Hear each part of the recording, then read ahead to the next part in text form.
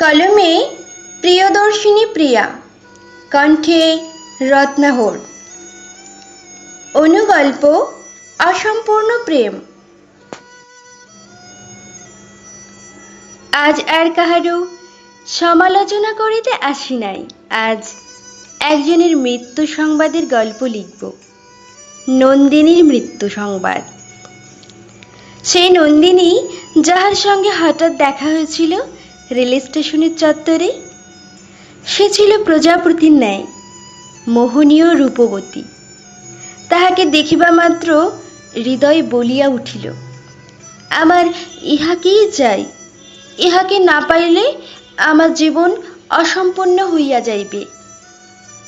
ইহাকে উপেক্ষা করা আমার পক্ষে সম্ভব নহে। তারপর জমিয়াছে শত স্মৃতি, তাহাকে নিজের করিয়া পাইলাম। তাহাকে প্রশ্ন করিলাম, ভালোবাসো আমায়? সে উত্তরে বলিল, আমার হৃদয়ে শুধুই তুমি। ফুলশয্যার রাতে তাহাকে জিজ্ঞাসা করিয়াছিলাম, কি চাও তুমি আমার কাছে? সে বলিয়াছিল, শুধু অন্ধকার কোনো এক তারাভরা রাতে নৌকা বিলাস করিব তোমার সঙ্গে।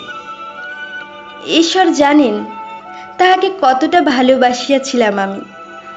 তাহাকে কখনোই অবিশ্বাস বা অবহেলা করি নাই।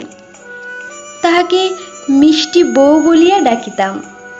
তাহার মাতৃত্ব লাভের সংবাদে নিজের খুশির চতুর্গুণ বাড়িয়া গেল। আমার সমস্ত জীবনের সেরা প্রাপ্তি ছিল তা। বিনিময়ে তাহাকে দেবার মতো কোনো বিশেষ উপহার আমার নিকট ছিল না। তাই ঠিক করলাম, তাহার জন্মদিনে নৌকা বিলাসের আকাঙ্ক্ষা পূরণ করিব। তাহাকে লইয়া গেলাম। ভাগ্য যে আমাকে বিড়ম্বনায় ফেলিয়া দিবে এই চিন্তা কখনোই করি নাই। শ্রাবণ মাসের শেষাশেষি, ভরা নদী ছলাৎ ছলাৎ শব্দে নৌকায় এগিয়ে চলিতেছে। অজস্র নক্ষরাজিতে আকাশমণ্ডল সুসজ্জিত। সে আমার কাঁধে মাথা রাখিয়া গুনগুন করিয়া গান বাজাইতেছিল। তাহার নিঃশ্বাসের শব্দ আমার বুকের মাঝে আসিয়া মিলিয়া যাইতেছিল। হঠাৎ একটা ঝড় ঢেউ আসিয়া নৌকা উল্টাইয়া ফেলিল। আমরা পড়িয়া গেলাম মাঝ নদীতে। আমি শক্ত করিয়া তাহার হাতখানি ধরিয়া রাখিবার চেষ্টা করিবা মাত্র দ্বিতীয় ঢেউয়ের ধাক্কায় তাহাকে হারিয়া ফেলিলাম। অন্ধকারের মধ্যে চিৎকার করিয়া তাহার নাম ধরিয়া ডাকিতে লাগিলাম।